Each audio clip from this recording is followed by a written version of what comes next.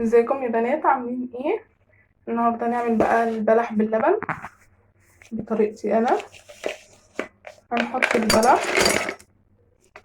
طبعا انتي بتبقي منضفاه كده، هو شايله منه النقع والحته اللي بتبقى فوق ديت وغسلاه. هنحطه بقى، هتحطي عليه رشه قرفه، تحطي عليه رشه قرفه، اي حاجه لا تسكر، ورشه فانيليا برضو حاجه لا تسكر، اهي رشه فانيليا برضو.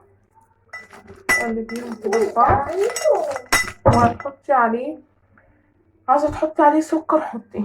انا هحط معلقه صغيره سكر بس، لان طبعا انتي حاولي تعملي اللي هو البلح باللبن قبل ما تقدميه مثلا ب3 ساعات. البلح نفسه هينزل السكر بتاعه في قلب اللبن، عشان ما يبقاش الحاجه مسكره قوي وتبقى مش مقبوله.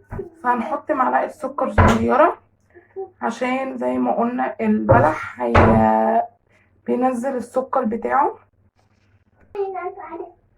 حطيت معلقه سكر صغيره.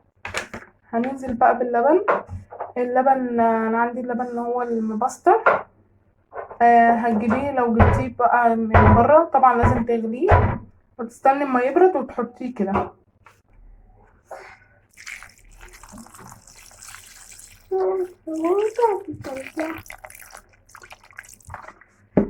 اهو كده، وتقلبيه وتحطيه بقى في التلاجة لحد ما تيجي تقدميه. طبعا لونه هيتغير